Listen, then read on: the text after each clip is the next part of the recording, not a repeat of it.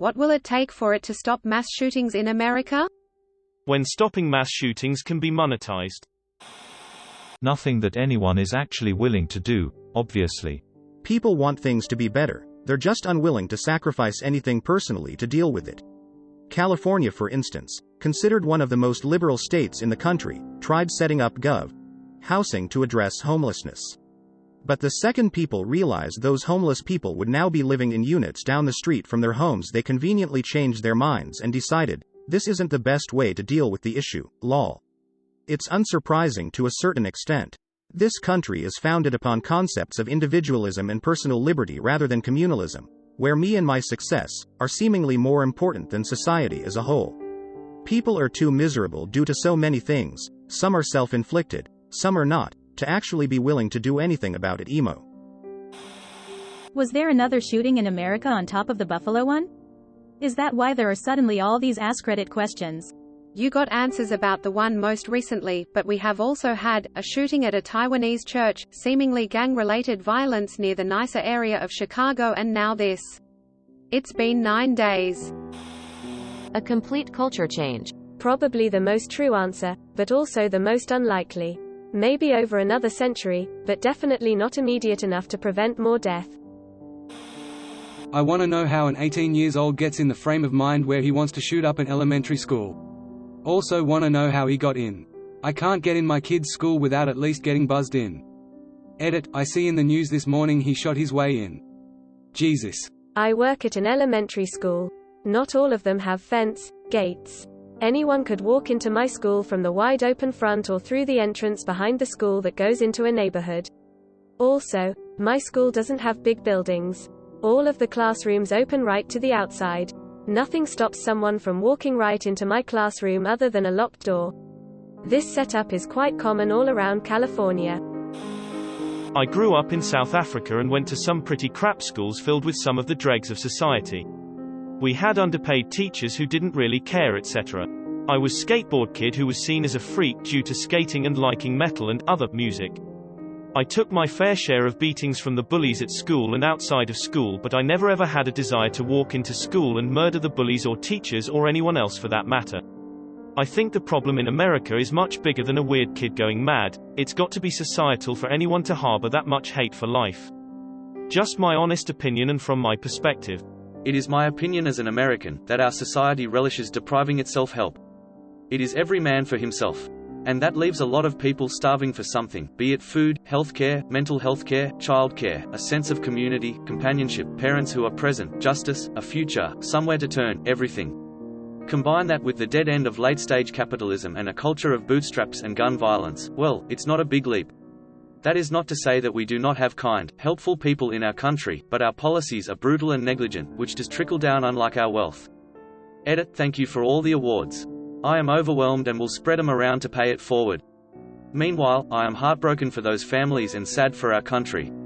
If you ever need to talk, message me. I am not a therapist, but I can be an ear for you.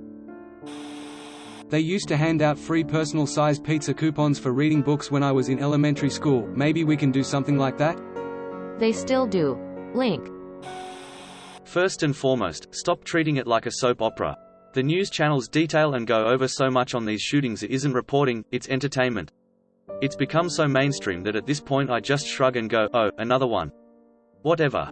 I'll hear about it for another few months, then some other kid will glorify it, cause TV and do it himself because he needs the attention, and monkey see monkey do. It's obvious how to get that attention from as many people as possible all at once. The problem is much deeper than this and takes people more qualified than I to solve, but this is where it starts. Edit, I'd like to clarify that my stance isn't some total media censorship on the matter. Simply that the focus has to stop being 99% on the shooter and thus further inspiring more violence. The 24 hours news cycle is one of the worst things to happen to the news media and reporting in general, in my opinion. Having to fill all that airtime with programming lead to the over-reporting and flood of opinionated bullpoo we see on news networks. This will sound horrific, but photos of the crime scene. Yes, of the dead children. Vietnam's trajectory was heavily influenced by the press being able to capture the atrocities committed, experienced by our own. Think about the most famous photos, we all know the ones. I'm thinking of the gun to the man's head in the street as I type. Or the teenage girl screaming over her dead friend at Kent State. Compare that to what photos we have of Iraq. Very little. And how does this difference in documentation affect the American psyche? We see one war, documented well, with few secrets. The other shrouded by heroic photos of soldiers with children in their arms. Right now, the photos we have of shootings are at a distance in the aftermath, or are of memorials where people cry together. It creates a distance in everyone's mind, even a sense of inevitability, because we have seen it so many times. Both in our collective minds, and that of politicians. We can ignore dead children because we have never had to see them actually lying dead, covered in blood, perhaps eyes open and staring at nothing. It's horrific for me to even type the reality of what it might look like. But yet we openly wax philosophically online about the horrors that the families experience in the aftermath, not about a 5-year-old, covered in blood, with a bullet in their chest. Why? It's too horrific to even say, right? And it will keep happening until we actually have to literally look at it. Edit. Asterisk. Many people are saying two things in response to this. Asterisk asterisk #1 that the parents don't deserve seeing their children's dead bodies plastered everywhere. I say, that is their choice, and I completely understand that, they have already been through so much. But so long as we continue to make that choice, to put their grief over the future loss of life, then I fear we won't ever really stop any of this. And asterisk asterisk #2 asterisk, that people will be more desensitized and or psychopaths would enjoy it and be emboldened, and it will only make it worse. To that I implore you, have as much faith in your brother as you do in yourself. Could you look at even one photo of a child in a pink Hello Kitty sweater, with a bullet ripping half their face off, and feel anything but abject horror? Also, the potential school shooters are not the target audience for this. Everyone knows, the only way anything gets changed in this country is when white suburban moms start giving a poo. That's the audience. It's not that I think they don't currently. I think they hem and haw and give thoughts and prayers like all of us, but they too don't know what it's like to see a tiny, dead child in a hallway that looks so big compared to his lifeless body and think, my son has that same backpack he's wearing. When that woman sees that, protests start happening. Strikes. Schools get closed. Economies come to a halt. Politicians are forced to pay attention. That's the audience. Edit to you, Osprey 94 gave a very good example of how this could backfire, the Patriot Act in response to the atrocities of 9/11. This is the first example someone has given me that has given me pause and makes me want to reflect on the possible outcomes to something so radical. I think we should all consider that, and consider the ways and the ripple effects that the government could leverage this atrocity to remove liberties in a way that ultimately hurts us worse, down the line. I still think it's possible, even with collective outrage, to do differently, as we have seen in the past, but it does mean we have to be thoughtful. I couldn't bear the thought of people being horrified by the sight of my son. But on the other hand, I felt the alternative was even worse. After all, we had averted our eyes for far too long, turning away from the ugly reality facing us as a nation. Let the world see what I've seen. Mamie Till Bradley, Link. Nothing changed the last time children barely older than toddlers were shot. Nothing will change this time. The tragedies are heartbreaking every time. The problems are generally similar each time, and no one has large-scale interest in making aims to fix them. If you see the problem as people who shouldn't have access to weaponry, then people at this time are going to ask for some laws for gun control to make some steps forward. Mandatory training, licensing, disabling sales of guns or accessories that increase rate of fire, weapon capacity, firearm quantity limitation, or stopping power of bullets, something along those lines gets suggested. Many will oppose and believe they have to defend themselves, good guy with a gun. Gun sales will go up around now. Nothing gets done.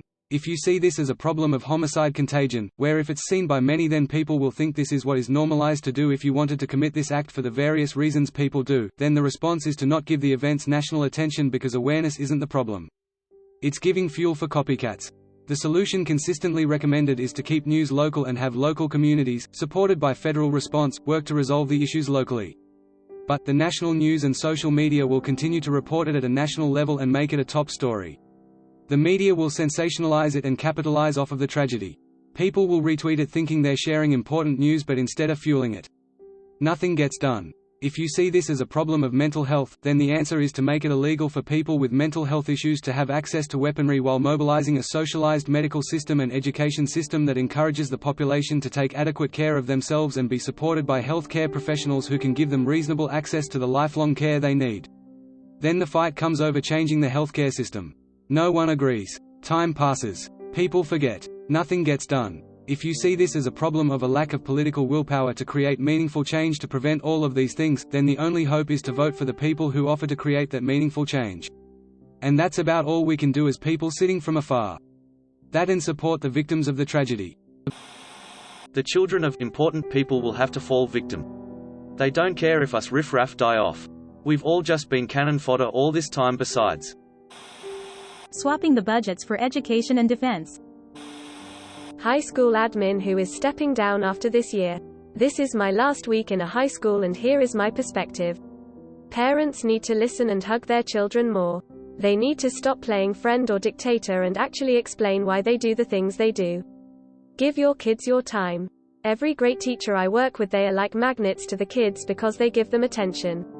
In that this year alone I dealt with a bomb threat and had the kid I would label as our most probable school shooter tell me, most people think that if they are nice to me, I don't know, that if I became a shooter, I wouldn't shoot them. But I still think I would. Shrugs. Today, I had to fill out a CPS report because a mom came to the school and started hitting her 14-year-old daughter in the face. So, here's the deal. And I don't care if one person reads this or 10,000. Give your kids a hug. Give your neighbor's kid a hug. Tell him, it's okay to be angry, we all get angry. We all get sad. However, it's how we deal with it that separates us from animals. Last, remind them no matter what. No matter the time of day or night. If they need you, like really need you, that you will be there for them and mean it and stop taking your anger out on kids. Mr. B. All this. And, when your teens push you away, they still need love. Don't let them get so far away from you that they feel unloved. Give them a bit of space, and then go knocking gently on that bedroom door again. Don't take it personally when they are rude or blunt or frustrated. Their hormones are crazy and life is stressful for them. Just gentle reminders of love. Leave me alone, mum. Response? Gentle reminder of love. Asterisk slams bedroom door in your face. Asterisk response? Give a little space, then knock gently on the bedroom door. I've raised 2 daughters to adulthood and currently raising a teen. A child in our community committed suicide 2 weeks ago. There's nothing I want to do more but reassure my grumpy, moody, erratic teen that I love her more than she will ever know. The answer sure as hell is not on Reddit. Wow, this sure got blown up. No pun intended. Thanks for the upvotes and the awards. Edit 1. People who are saying the answer is gun control. I mean, seriously, that is not a very innovative answer and it did not even originate on Reddit. I have seen 3 viable ways for stricter gun control in this very thread. Good luck trying to get the Senate to pass a bill on those ideas. For those who are blaming Republicans, you are probably never going to have a full majority of Democrats in the Senate. What are you going to do about it? You need to convince enough Republicans to vote on the bill. Because this is a radioactive issue and nobody wants to touch it. So blaming Republicans alone is stupid, even though Republicans are more stubborn, sometimes unreasonably. To those who are saying, unless a loved one of a politician got shot in these mass shootings, you must be in a really dark place to suggest this. But in that case, if it were a Republican, he will lament that the adult accompanying the child did not have a gun or a gun bigger than the shooter. If it were a Democrat, they will want to take guns away from everyone. There is no sense of proportion. At this time, even a cosmetic bill which issues guidelines such as strict background and credit score checks is even accepted in the Senate. Take it as a win. Or organize a big enough protest so that you can get all the politicians to actually listen to you. Proposing solutions on Reddit is not going to do anything because I doubt someone from a senator's team or a Congress member's team is scrolling through these comments looking for a way to impress their boss. Edit 2. I am not saying that gun control is not an answer. It is difficult to implement. Guns have been a part of the American life since forever. Now you want to take them away completely? Not gonna happen. Best you can do is regulate them. You want to blame Republicans? Go ahead. I am with you. Just saying Democrats are not much better. Obama administration was the most democratically inclined one, and Obama was the most anti-gun president. What did he do, actually? Nothing, because they too want votes in states like Montana, Texas and Wyoming. Those who are saying, mental health matters and, hug your children. If only that nutjob's mom would have hugged him every day and asked about his day while having dinner. Grow up. People have pooty lives. People have mental health issues, it is a fact of that pooty life. Your mom, your friends, your Grubhub delivery guy might have mental health issues. They don't go shoot up a school and kill innocent people. If that guy would have survived, I would want him to be locked up forever. I don't care about his mental health. But where will people be able to exploit the moral high ground and live in an echo chamber of their own opinions? Twitter. Thank you for watching. We upload new videos every day, so be sure to come back for more fun. Please consider liking and subscribing if you enjoyed the video.